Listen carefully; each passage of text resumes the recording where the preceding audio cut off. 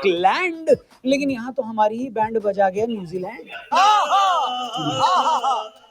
दिल टूट के रह गया। आपका तो पता नहीं, लेकिन जब जब टीम इंडिया पिछले 10 सालों में आईसीसी ट्रॉफी हारती थी तो मैं अपने आप को पता है कैसे दिलासा देता था कि कम से कम अपने घर में टेस्ट सीरीज तो हम लोग नहीं हारते। पिछले 12 सालों में एक भी होम सीरीज न हारने का जो रिकॉर्ड, ये मेरे दिल के बेहद करीब था। लेकिन जिस तरह शीशा और दिल टूट जाता है, उसी तरह रिकॉर्ड भी टूट ही जाता है दोस्तों। टीम इंडिया अपने घर पर 12 साल बाद सीरीज हार गई, और हालांकि ये सीरीज हारने से बहुत कुछ ऊपर नीचे हुआ है, लेकिन घर पर अनबीटेबल होने का गुरूर टूटना, इसने ऐसी चोट दी है कि कोई बैंडेड भी ठीक नहीं कर पाएगा। धोनी राज में शुरू हुआ ये रिकॉर्ड कोहली ने भी कायम रखा, लेकिन रोहित इसको बचा नहीं पाए। कई लोग तो उन क्रिकेट फैंस को तलाश रहे हैं जो जीजी एरा के नाम पर धनिया बोए हुए थे। जीजी एरा में हमारे साथ क्या क्या हुआ है हम आपको फिलहाल कल एक अलग वीडियो में बताएंगे, लेकिन यहां सुनिए आज के मैच में क्या हुआ।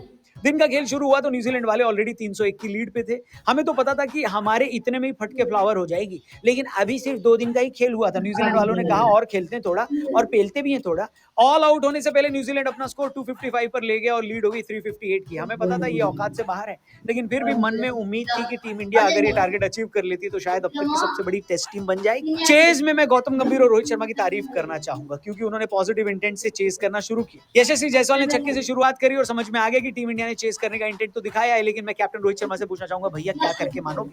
पिछली बार तो लोगों का गुस्सा राहुल पर निकल गया था, लेकिन अब की बार आपको ही लपेटा जाएगा और लपेटा जाना भी चाहिए। रोहित शर्मा एक बार फिर सस्ते में निपट गए। हालांकि लंच तक आते आते टीम इंडिया ने 358 में से 81 रन बना लिए थे और ये टेस्ट मैच इंटरेस्टिंग बन गया था। लेकिन आपको सच बताऊं तो ये टेस्ट मैच इंटरेस्टिंग सिर्फ यशस्वी जायसवाल की वजह से था। सिर्फ यही एक लड़का था जो जब तक खेला तो ऐसा लगा कि टीम इंडिया इतिहास बनाकर ही मानेगी, लेकिन 65 गेंद में 77 बनाकर जब ये आउट हुए तो उसके बाद तो हमारा डाउनफॉल एकदम से आया। वैसे ही जैसे तुषार कपूर का बॉलीवुड करियर, और तुषार को तो फिर भी अपने करियर में गोलमाल देखने को मिल गई थी, हमें तो वो भी नहीं मिली। समझ में नहीं आ रहा था कि सेंटर गेंदबाजी कर रहे हैं या फिर मुरलीधरन, शेन वॉर्न, अनिल कुंबले, सकलेन मुश्ताक ने मिलकर किसी को ट्रेन किया है। जायसवाल, शुभमन गिल, विराट कोहली, रोहित शर्मा, सरफराज सब के सब सेंटर की गेंदबाजी पर आउट हुए। चाहे तक इंडिया का स्कोर 7 विकेट पर 178।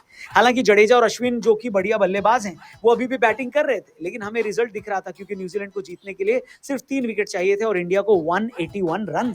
चाय के बाद इंडिया वालों ने न्यूजीलैंड को उतना संभाला जितना संभाला जा सकता था, लेकिन फिर भी आखिर 3 विकेट हाथ में लेकर कितना संभाला जा सकता था बताइए।